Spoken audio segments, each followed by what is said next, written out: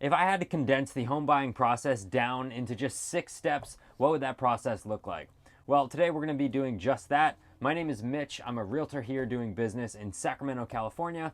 And today we're going to be looking at the main 6 steps that you're going to go through when you're purchasing a piece of real estate. Whether that's your first time buying a primary residence or if you're buying your first investment property, the process will largely look similar to what we're going to be going over today. And just a quick disclaimer before we get started, I'm not going to be going too in depth in each of the 6 steps that we cover today, and there's a reason for that. In the near future on this channel, I'm going to be sitting down with other real estate professionals to speak with and have conversations regarding their field of expertise. We're talking things like escrow agents, title officers, transaction coordinators, home inspectors, home appraisers, you name it, they'll be here. So make sure that you're subscribed so that you don't miss out on any of this forthcoming content that will be uploaded here on my channel. All right, and without further ado, let's waste no more time and get into the 6 steps.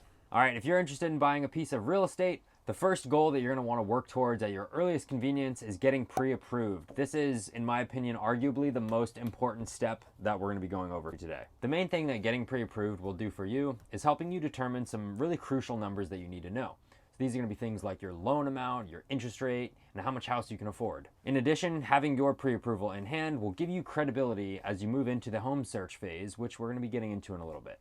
The second step is going to be get clarity on what it is exactly that you're looking for. During this step, we're really going to try to get clarity on what your goals are, what your wants and needs are, and why you're looking for a house in the first place. Each client is completely unique and different than the last. That's why for me as a realtor, it's absolutely crucial for me to understand the wants, needs, and goals of my clients so that I can fulfill my legal obligation to help them accomplish their goals. You can think of this process as us sort of putting together a game plan or a roadmap so that we can move efficiently towards the next step, step number 3, which is actually looking for homes. Now, in the eyes of the buyer, this is probably the most exciting part of the whole process. These properties can and most likely will be discovered in a multitude of ways. These could be us setting you up on listing alerts, houses that you send us that you found on the sites that you like to surf on your off time, such as realtor.com or Zillow or things like that, or even houses that you see as you're driving down a neighborhood and you see a sign in front of one. After that, we'll look into scheduling one-on-one showings where we actually get to go and get some boots on the ground and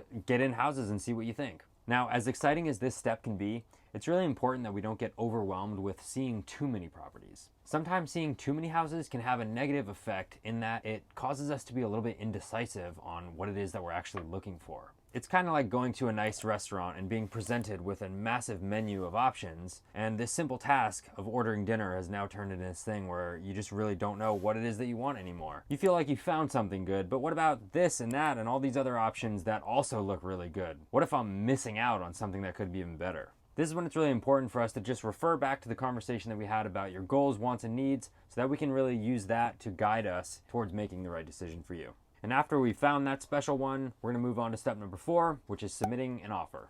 Now, out of all 6 steps that we're covering today, submitting offers is probably the most stressful of all of them. Occasionally, after offers have been submitted, you'll be waiting for the sellers to make their decision and determine which offer from which buyer they'd like to go with. Luckily for us, there are quite a few things that we can do to make your offer more attractive, make it stand out over the others, and hopefully get it accepted.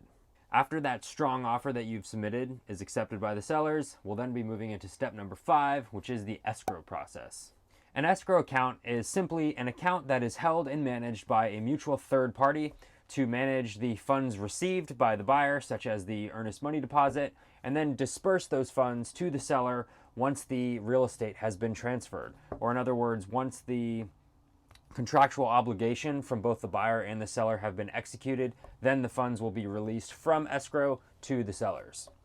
Also, during this escrow process, we will be hiring professionals to inspect the property to hopefully uncover any unseen issues or items that may be present.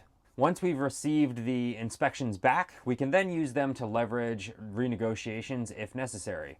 For example, let's say that a roof inspector comes in, inspects the roof, and finds that the roof only has 1 year of life left on it. Then oftentimes the buyer can use that to renegotiate. We can either try to get seller credits or even sometimes get the purchase price reduced. Now, this is just one example of many things that could potentially be hurdles or road bumps during the escrow process. A little bit of turbulence is generally expected, And the biggest thing to just remember here is that it's not really anything that we need to worry about. It's something that we will address as it comes. Again, every buyer, every property is completely different, so just something to keep in mind. Now, I take back what I said earlier about the home search being the most exciting part, because actually closing on your house, which is going to be step number 6, is by far, hands down, the most exciting point when you actually get to acquire your new home that you just purchased. Now, in the industry, we call it closing on a house because this is when escrow is closed and the transaction is complete. At closing, you will bring and pay all applicable closing costs. These could be things such as your down payment, prepaid interest, taxes, insurance, etc., etc. Next, you'll be given your new set of keys, and after that, you're ready for the final step, which is to move all your stuff. And interestingly enough, after polling more than 1,000 people who had recently moved over the last 3 years, a survey conducted by the Department of Consumer Affairs found that more than 45% of respondents said that moving was actually more stressful for them than either a divorce or a breakup, which is pretty crazy. But luckily for you, my team does offer moving services to make your move when you're purchasing or selling a house as seamless and stress-free for you as possible. So we'll be definitely giving you more information on this as the time gets closer. All right, that's going to conclude the 6 steps of the home buying process that we're going over today.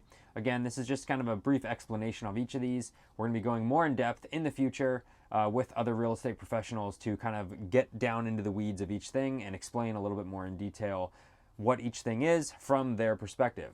As always, I hope you guys are walking away from this video with more information than you came to it with.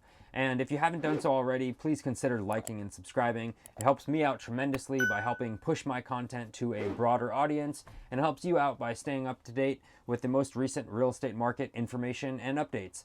So as always, thanks for watching, and we'll see you right here next time. Bye.